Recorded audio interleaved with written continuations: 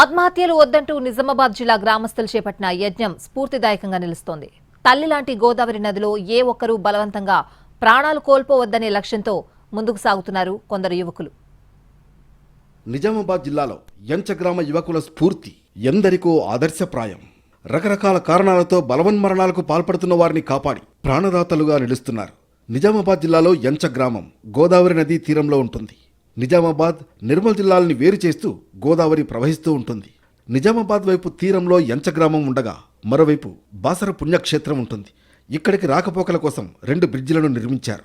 అయితే దురదృష్టవశాత్తు ఈ వంతెనలు డెత్ స్పాట్లుగా మారాయి. గోదావరిలోకి దూకి చాలా మంది బలవన్మరణాలకు పాల్పడుతున్నారు. క్షణికావేశం, ఆర్థిక ఇబ్బందులు, కుటుంబ కలహాలు కారణాలేమైనా నెలకు సగటున 5 ఆత్మహత్య చేసుకుంటున్నారు. దీంతో పవిత్ర గోదావరి నది డెత్ స్పాట్గా మారింది.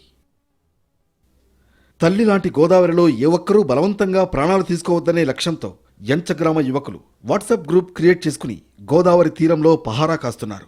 పని నిమిత్తం బాసర, నిజామాబాద్ మార్గంలో ప్రయాణించే యంచగ్రామ యువకులు నిత్యం నదీ తీరాన్ని ఓకంట కనిపెడుతూ ఉంటున్నారు. ఎవరైనా నదిలోకి దూకితే వెంటనే రక్షణ చర్యలకు దిగుతారు. ఇక్కడ అనుమానాస్పదంగా కనిపిస్తే ఆరా తీస్తారు.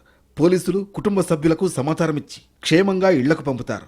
ఆత్మహత్య చేసుకోవాలని గోదావరి బ్రిడ్జిపైకి వచ్చేవారి పాలిట ప్రాణదాతలుగా మారారు యంచ గ్రామస్తులు. సూసైడ్ స్పాట్గా మారకుండా ప్రభుత్వం బ్రిడ్జికి ఇరువైపులా జాలి పెట్టాలని కోరుతున్నారు. మళ్ళీ మా జాలర్లు, గంగపుతులు, మా యువకులు తక్షణ స్పాట్ రెస్పాన్స్ అయ్యి మరి ఎలాంటి కష్టమైనా, అప్పుడు ఏ సందర్భం నష్టమైనా కాపాడే సమయంలో దూకే వ్యక్తి బలవంతుడైనప్పుడు మనకు కూడా ప్రమాదం అని తెలిసినా కూడా మరి మేము కాపాడడం ఒక మంచి సదుద్దేశంతో తెగించి మరి కాపాడడం జరుగుతుంది. ఫాదరు, 2 పిల్లలు గోదావరిలో దుంకారు. మేము డ్యూటీకి వెళ్ళేటప్పుడు అరే లైవ్లో దుంకుతున్న చూసేసి మళ్ళీ ఏంటంటే కిందికి వెళ్ళేసి మేము జాలాలు కలిసేసి వాళ్ళ పిల్లలు తీసాము. చిన్న చిన్న పిల్లలు, మ్యాక్సిమం ఒక్కొక్క పిల్లలకి 7 years. క్షణిక ఆవేశంలో వచ్చేస్తారు. వచ్చిన తర్వాత ఏం చేస్తారంటే దుంకేసినాక బాధపడుతున్నారు. ఆయన బాధపడుతుండు, పిల్లలు కొట్టుకుంటారు. అంటే కాపాడని పిల్లలకి ఏం తెలియదు కదా. దూకిన తర్వాత వాళ్ళ ఫాదర్ వాళ్ళ పిల్లలు వేసేసారు. ఆ ఫాదర్ దూకాడు.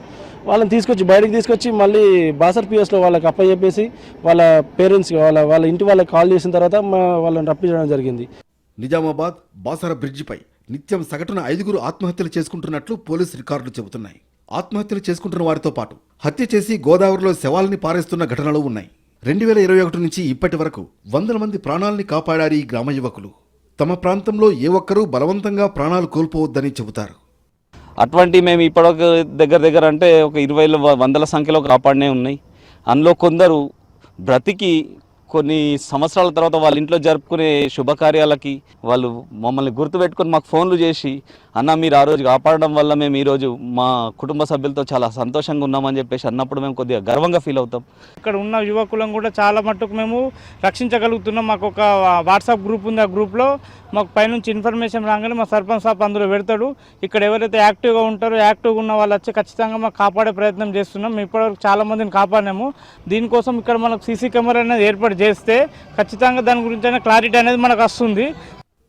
తాము చేసిన పనికి గుర్తింపు కోరుకోవడాన్ని వాళ్ళు ఇష్టపడడం లేదు. ఒక వ్యక్తిని కోల్పోతే ఆ కుటుంబం ఎంత బాధపడుతుందో, ఎంత నరకం అనుభవిస్తుందో తమకు తెలుసంటారు గ్రామ యువకులు. అందుకే ప్రాణాలకు తెగించి కాపాడుతున్నామన్నారు. బ్రిడ్జి చుట్టూ సీసీ కెమెరాలను ఏర్పాటు చేయాలని, యంచ వద్ద పుష్కర్ ఘాట్లు నిర్మించాలని కోరుతున్నారు. కాపాడిన వాళ్లు ఇప్పటికీ ఫోన్లు చేసి చెబుతుండడం గర్వంగా ఉంటుందంటున్నారు. బలవన్మరణాలకు పాల్పడాలనే వారి పాలిట ప్రాణదాతలుగా మారిన యంచ గ్రామస్తులు ఆదర్శంగా నిలుస్తున్నారు.